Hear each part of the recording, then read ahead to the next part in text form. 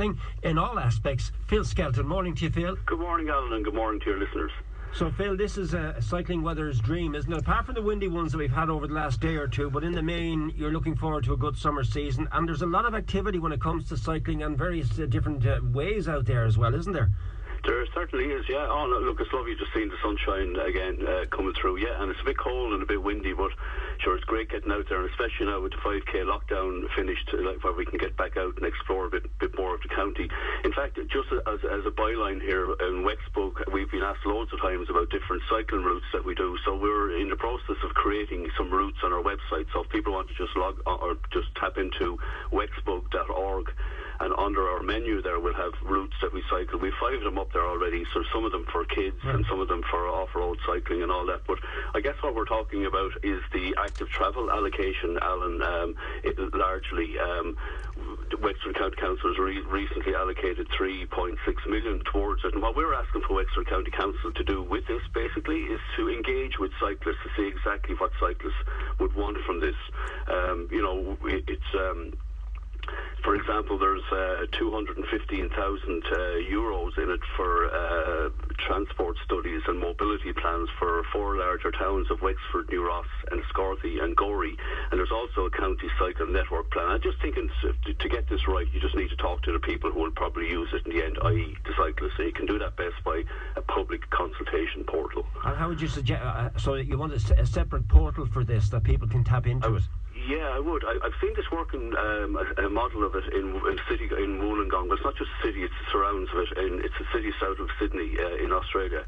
So basically what it is I think if you just put something that's going to be a big, long, hard process, so put something simple and intuitive for people. So this works off a pin drop map thing. So you'd go onto something like Google Map and you'd drag a pin to an area where, you know, you'd like to cycle, an area where you cycle, an area where you might like a bike rack, a road issue. So you drop all those pins all around the county, and eventually you have, a nice plan there for the council to work out on.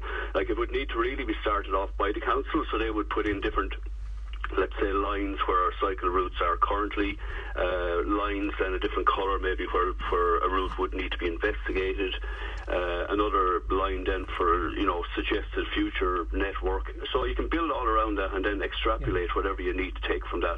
And then at least as you're moving forward with all this multi-annual funding that's going to be coming along board, at least you have a plan. You know exactly what you're doing is what people actually want and what people will use, rather than just maybe using an area where there happens to be a bit of space. And I think that's probably a better way to proceed with this.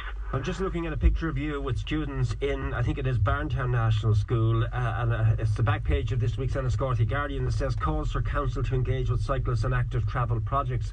So you've already touched on what you're talking about there, about these active travel projects. But when it comes to encouraging safe cycling, it's a glorious time of the year to pick up an exercise hobby, isn't it? And I know you'd like to strongly advocate cycling as being one of those. So what did you tell the students when you visited Phil? Yeah, we had a lovely morning there. I was invited out there by the principal, Nicola Roach, and she's doing absolutely fantastic work in encouraging the children to cycle to school. And 8 of the children had cycled to school on that particular morning. And I just had a question and answer with a lot of them then, just to see, for the rest of them, would they have liked to have cycled if conditions were different, and find out what exactly those conditions were. So pretty much everybody would have liked to have cycled, but for some reason or other didn't. So we drilled down into that a little bit, and the most common one that came up was the roads weren't safe. So if we just look at 6th class, for example, there were 32 of them. 5 had cycled from 6th class. 32 of them would have liked to have cycled but didn't. And the why then we asked them. So 12 of that 32 just said the roads aren't safe.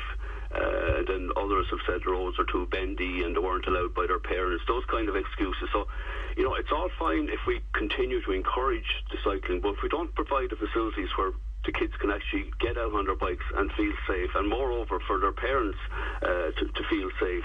We're looking at seeing potential game changer multi-annual funding in terms of the provision of cycling facilities through active travel.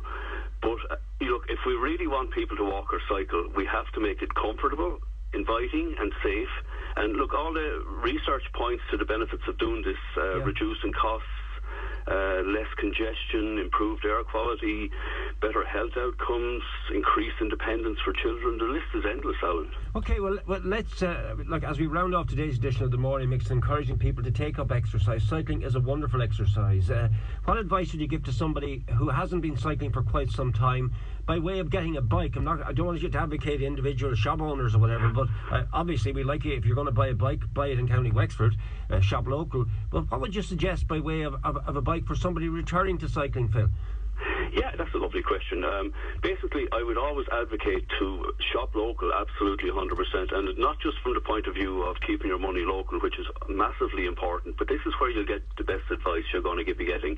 So for me personally, I'll go down to Johnny Gordon down in the bike shop in Wexford, and I can tell him what I want to do on the bike. So if I want to go mountain biking, he'll advise me towards getting a mountain bike, for example. If I want to go out on the road, it'll be a road bike. So it'll be a specific bike for the activity you would be looking to do yourself, basically. Bikes are actually gone quite scarce at the moment, so I would suggest if someone was looking for one to go maybe in the summertime, you'd be going now and actively looking for one. There's also a bike to work scheme, which is really good, pardon me, to tap into, where you can actually get a tax discount from your bicycle through your employer. A lot of places are doing that now too, and it's well worth exploring. The main thing is but pretty much any bike, you get out there and you'll have a bit of fun, feel the wind in your face, and get out there and you can really see our lovely county a lot better from a bike. As I say, with the routes we've put up on our website, people might get some inspiration on where maybe to go. There's one lovely one down in the Raven, for example. If you park up in Corricloe, there's a grand little road there now that's been closed off to cars, where you can actually cycle down as far as from the winning post down there, and then through the Raven, and take in the views with your kids. Wonderful. Listen, finally, Wexbug, who are you and how can people get involved with you? Yeah, Wexbug. So we're a group set up 2 years ago now, just with the idea of liaising with the council to try and get better cycling facilities for everyday cyclists around the county. We're on Facebook, we're on Twitter, so people can contact us that way. Membership for us is free. You can tap onto www.wexbug.org and it'll come up there with membership, and you can join. It's free, and you can have your voice fed into our advocacy work, and that's how we work basically. So the opinions you'll hear from Wexbug aren't just mine, they're from a broad church of views from cyclists all across the county. So yeah, if you're listening this morning and you want to get on your bike and there's something about it you don't like, join us and we'll see how we can bring that forward for you. Our thanks to Phil Skelton there. I love talking to people who are so enthusiastic about their projects, and you can sense the enthusiasm Phil has for the joy